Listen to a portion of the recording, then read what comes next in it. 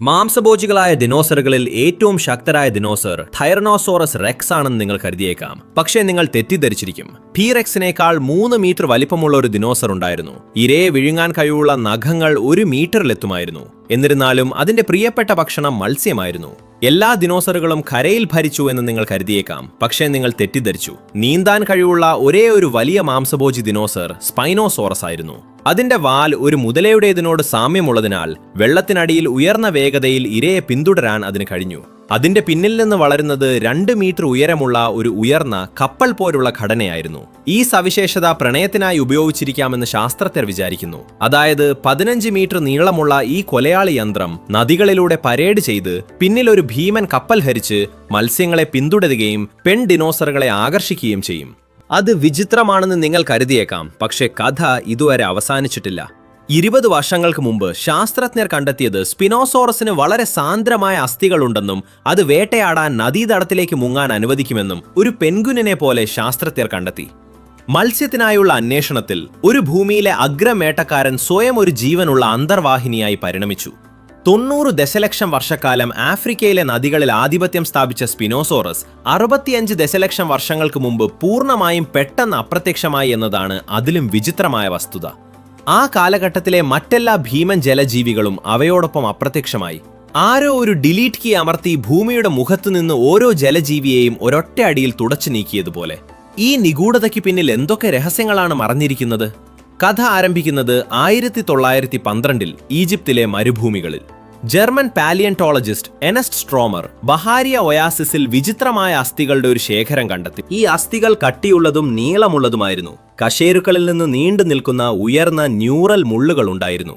അതിൽ ഏറ്റവും നീളമുള്ളത് 1.6 മീറ്ററിൽ കൂടുതലായിരുന്നു. ആ സമയത്ത് സ്ട്രോമർ അത്ഭുതപ്പെട്ടുപോയി. പക്ഷേ വെറും 30 വർഷത്തിന് ശേഷം ഈ ഫോസിൽ മാതൃക പൂർണ്ണമായും നശിപ്പിക്കപ്പെടുമെന്ന് അദ്ദേഹം ഒരിക്കലും സങ്കല്പിച്ചിട്ടുണ്ടാക്കില്ല. 1944 ഏപ്രിലിൽ 24-ാം തീയതി രാത്രിയിൽ സഖ്യകക്ഷികളുടെ ബോംബർമാർ മ്യൂണിക് മ്യൂസിയം തകർത്തു. സ്പൈനോസോറസ് ഫോസിലുകൾ അനുബന്ധ ഗവേഷണ സാമഗ്രികൾക്കൊപ്പം പൂർണ്ണമായും ചാരമായി. എന്താണ് ഇതിനർത്ഥം? സ്പൈനോസോറസിനെ കുറിച്ചുള്ള മനുഷ്യരാശിയുടെ എല്ലാ അറിവും ഇപ്പോൾ മഞ്ഞ നിറമുള്ള കുറച്ച് ഫോട്ടോഗ്രാഫുകളിലും കൈകൊണ്ട് വരച്ച ചില രേഖാചിത്രങ്ങളിലും മാത്രമായി ചുരുങ്ങി എന്നാണ് ഇതിനർത്ഥം. ശാസ്ത്ര സമൂഹം ആകെ കോലാഹലത്തിലായി. ഈ ഡിനോസർ യഥാർത്ഥത്തിൽ എങ്ങനെയിരിക്കുമെന്ന് ആർക്കും അറിയില്ലായിരുന്നു. അതിലും മോശം, അടുത്ത അരനൂറ്റാണ്ടിൽ ശാസ്ത്രജ്ഞർ ഈജിപ്ഷ്യൻ മരുഭൂമിയുടെ ഓരോ ഇഞ്ചും അരിച്ചുപെറുക്കി. എന്നിട്ടും അവർക്ക് രണ്ടാമത്തെ പൂർണ്ണമായ സ്പൈനോസോറസ് ഫോസിൽ കണ്ടെത്താനായില്ല. 2008 മാത്രമാണ് ഒരു ഇറ്റാലിയൻ ഫോസിൽ വ്യാപാരി പാലിയന്റോളജിസ്റ്റ് നിസാർ ഇബ്രാഹിമിനെ രഹസ്യമായി ബന്ധപ്പെട്ടത്. മൊറോക്കോയിൽ നിന്നുള്ള നിഗൂഢമായ അസ്ഥികളുടെ ഒരു കൂട്ടം കൈവശമുണ്ടെന്ന് അവകാശപ്പെട്ടു. ഇബ്രാഹിം ഫോട്ടോഗ്രാഫുകൾ കണ്ട നിമിഷം അവന്റെ കഴുത്തിന്റെ പിൻഭാഗത്തുള്ള മുള്ളുകൾ, ആ കശേരുക്കൾ, അവയുടെ ഉയർന്ന നാഡീമുള്ളുകൾ 1912 കണ്ടെത്തിയ സ്പിനോസോറസ് ഫോസിലുകളുമായി പൂർണ്ണമായും സമാനമായിരുന്നു. എന്നാൽ പിന്നീട് പ്രശ്നം വന്നു. അസ്ഥികൾ ലഭിച്ചതിന് ശേഷം ഫോസിൽ വ്യാപാരി പ്രത്യക്ഷനായി. ഇബ്രാഹിം മൊറോക്കോയിലെ തെരുവുകളിൽ ഒരു ഭ്രാന്തനെ പോലെ അലഞ്ഞു, ഡീലറെ വേട്ടയാടി. ഒടുവിൽ 2013 ഒരു വിദൂര ചെറിയ പട്ടണത്തിൽ ഫോസിലുകൾ ആദ്യം കുഴിച്ചെടുത്ത ഖനിത്തൊഴിലാളികളെ അദ്ദേഹം കണ്ടെത്തി. പൂർണ്ണമായ അസ്ഥികൂടത്തിൽ അദ്ദേഹം കണ്ണുവെച്ചപ്പോൾ അദ്ദേഹം പൂർണ്ണമായും സ്തബ്ധനായി. ഈ സ്പിനോസോറസിന്റെ അസ്ഥികൂട ഘടന എല്ലാവരുടെയും മുൻധാരണകളെ പൂർണ്ണമായും തകിടമറിച്ചു.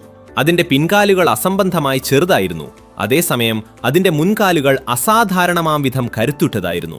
ഈ ശരീര അനുപാതം സൂചിപ്പിക്കുന്നത് സ്പിനോസോറസിന് ടൈറനോസോറസ് പോലെ 2 കാലുകളിൽ നിവർന്നു നടക്കാൻ കഴിയില്ല എന്നാണ്. പകരം അത് 4 കാലുകളിൽ ചലിച്ചിരിക്കണം. ഒരു ഭീമാകാരമായ 15 മീറ്റർ നീളമുള്ള മുതലയെ പോലെ. ഏറ്റവും അത്ഭുതകരമായ വെളിപ്പെടുത്തൽ വരാനിരിക്കുന്നതേയുള്ളൂ. 2014 സ്പൈനോസോറസിന്റെ അസ്ഥി സാന്ദ്രത വിശകലനം ചെയ്യാൻ ഗവേഷണ സംഘം CT സ്കാനുകൾ ഉപയോഗിച്ചു. അതിന്റെ അസ്ഥി സാന്ദ്രത ഒരു പെൻഗ്വിനിന്റെ അസ്ഥി സാന്ദ്രതയോട് വളരെ സാമ്യമുള്ളതാണെന്ന് കണ്ടെത്തി. ഇതെന്താണ് സൂചിപ്പിക്കുന്നത്? ഒരു പെൻഗ്വിന്റെ അസ്ഥികൾ ഉറച്ചതാണ്. വെള്ളത്തിനടിയിൽ മികച്ച ഡൈവിംഗ്, മീൻപിടുത്തം എന്നിവ സുഗമമാക്കുന്നതിന് രൂപകൽപ്പന ചെയ്ത ഒരു പ്രത്യേക പൊരുത്തപ്പെടുത്തൽ. എന്നിരുന്നാലും 15 മീറ്റർ നീളമുള്ള ഒരു ഭീമാകാരമായ മൃഗമായ സ്പൈനോസോറസിന് ഈ അസ്ഥികൂട ഘടന തന്നെ ഉണ്ടായിരുന്നു. ഇതൊരു കാര്യം മാത്രമേ അർത്ഥമാക്കൂ: സ്പൈനോസോറസ് അതിന്റെ ഭൂരിഭാഗം സമയവും വെള്ളത്തിൽ മുങ്ങി ചെലവഴിച്ചു. ഈ കണ്ടെത്തൽ നടന്ന നിമിഷം ശാസ്ത്രജ്ഞർ ചൂടേറിയ ഒരു സംവാദത്തിലേക്ക് പൊട്ടിത്തെറിച്ചു. കാരണം വലിയ മാംസഭോജികളായ ഡിനോസറുകളെക്കുറിച്ചുള്ള എല്ലാ മുൻവിധികളെയും ഇത് പൂർണ്ണമായും തകിടം മറിച്ചു. 20 വർഷങ്ങൾക്ക് ശേഷം ചിക്കാഗോ സർവകലാശാലയിലെ ഒരു സംഘം മറ്റൊരു ബോംബെല്ലിട്ടു. അവർ ഒരു ഫോസിലൈസ് ചെയ്ത സ്പൈനോസോറസ് ടെയിൽ കണ്ടെത്തി. ഈ ടെയിൽ പരന്നതും വീതിയുള്ളതുമായിരുന്നു. കാഴ്ചയിൽ ഒരു മുതലയുടേതിന് ഏതാണ്ട് സമാനമായിരുന്നു. കമ്പ്യൂട്ടർ സിമുലേഷനുകൾ സ്പൈനോസോറസ് ഈ ടെയിൽ മുന്നോട്ടും പിന്നോട്ടും അടിച്ചാൽ വെള്ളത്തിനടിയിൽ വലിയ ഉത്തേജനം സൃഷ്ടിക്കാൻ കഴിയുമെന്ന് വെളിപ്പെടുത്തി. അതിന്റെ നീന്തൽ വേഗത ഒരു ആധുനിക നൈൽ മുതലയേക്കാൾ കൂടുതലാകുമായിരുന്നു. മറ്റൊരു വിധത്തിൽ പറഞ്ഞാൽ ഈ ജീവി നീന്താൻ പ്രാപ്തിയുള്ളതായിരുന്നു എന്ന് മാത്രമല്ല, അവിശ്വസനീയമായ വേഗതയിലും അതിന് അത് ചെയ്യാൻ കഴിയുമായിരുന്നു.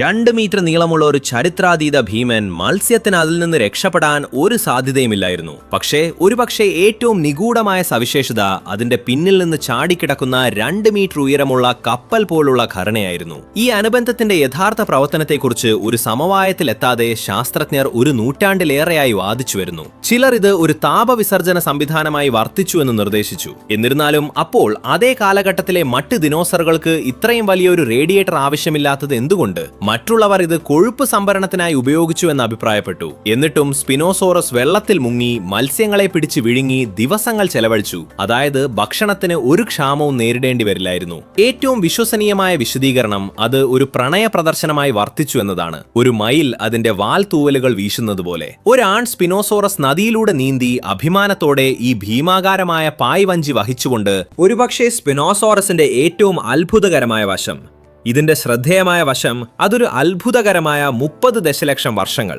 ഒരു മുഴുവൻ യുഗവും ഒരു ഭൂമിയിലെ അഗ്രവേട്ടക്കാരനിൽ നിന്ന് ഒരു ജലവേട്ടക്കാരനായി വ്യവസ്ഥാപിതമായി സ്വയം രൂപാന്തരപ്പെട്ടു എന്നതാണ്. അതിന്റെ നാസാരന്ധ്രങ്ങൾ ക്രമേണ മുകളിലേക്ക് നീങ്ങി ഒടുവിൽ അതിന്റെ തലയ്ക്ക് മുകളിൽ വിശ്രമിക്കുന്നു. ഒരു മുതലയെപ്പോലെ അതിന് അതിന്റെ മുഴുവൻ ശരീരവും ജലോപരിതലത്തിനടിയിൽ മുക്കാൻ കഴിയും. വലകൾ അതിന്റെ കാൽവിരലുകൾക്കിടയിൽ പോലും പരിണമിച്ചു. പല്ലുകൾ ഒരു കോണാകൃതിയിലുള്ള ആകൃതി കൈവരിച്ചു. മത്സ്യങ്ങളുടെ മിനുസമാർന്നതും വഴുവഴുവപ്പുള്ളതുമായ ശരീരങ്ങൾ തുളയ്ക്കുന്നതിന് പ്രത്യേകം രൂപകൽപ്പന ചെയ്തിരിക്കുന്നു. എന്നിരുന്നാലും ഇവിടെയാണ് വിരോധാഭാസം കിടക്കുന്നത്. ഒരു ജലജീവിതവുമായി പൊരുത്തപ്പെടാൻ ജിലോങ് നൽകിയ ഭീമമായ വില ഉണ്ടായിരുന്നിട്ടും മുഴുവൻ വംശവും ഒടുവിൽ വംശനാശം സംഭവിച്ചു. നേരെ മറിച്ച് ടൈറനോസോറസ് റെക്സ് പോലുള്ള കരയിൽ സ്ഥിരമായി നിലനിന്നിരുന്ന ദിനോസറുകൾ ഭൂമിയിൽ ആധിപത്യം സ്ഥാപിച്ചു. വിനാശകരമായ ഛിന്നഗ്രഹ ആഘാതം ഒടുവിൽ അവയുടെ നാശത്തിലേക്ക് നയിച്ചതുവരെ അവ അതിജീവിച്ചു. ഏറ്റവും പുതിയ ഗവേഷണങ്ങൾ സൂചിപ്പിക്കുന്നത് ജിലോങ് സ്വന്തം അമിതമായ സ്പെഷ്യലൈസേഷന്റെ ഫലമായി നശിച്ചിരിക്കാമെന്നാണ്. അത് സ്വയം പൂർണ്ണമായും രൂപാന്തരപ്പെട്ടു. അത് അതിന്റെ ജലപരിസ്ഥിതിയെ പൂർണ്ണമായും ആശ്രയിച്ചു. തൽഫലമായി നദികൾ വറ്റിപ്പോയതോ കാലാവസ്ഥ മാറിയതോ ആയ നിമിഷം അത് പ്രായോഗികമായ ഒരു ആവാസ വ്യവസ്ഥയിൽ നിന്ന് പൂർണ്ണമായും ഒഴിവാക്കപ്പെട്ടു. ഇത് നമുക്കൊരു വ്യക്തമായ ക്രൂരമായ പാഠമായി വർത്തിക്കുന്നു. പരിണാമത്തിന്റെ മേഖലയിൽ കൂടുതൽ സ്പെഷ്യലൈസേഷൻ എല്ലായ്പ്പോഴും മികച്ചതല്ല. ചിലപ്പോൾ പൊരുത്തപ്പെടുത്തൽ നിലനിർത്തുക എന്നതാണ് വാസ്തവത്തിൽ അതിജീവനത്തിനുള്ള യഥാർത്ഥ താക്കോൽ. സ്വന്തം വംശനാശത്തിലൂടെ ജിലോങ് നമ്മെ പഠിപ്പിക്കുന്നത് പാരിസ്ഥിതിക സാഹചര്യങ്ങൾ മാറുമ്പോൾ മുൻ പരിസ്ഥിതിയുമായി പൂർണ്ണമായും പൊരുത്തപ്പെടുന്ന ഏറ്റവും ജീവിവർഗങ്ങളാണ് പലപ്പോഴും ഏറ്റവും വേഗത്തിൽ നശിക്കുന്നത് എന്നാണ്.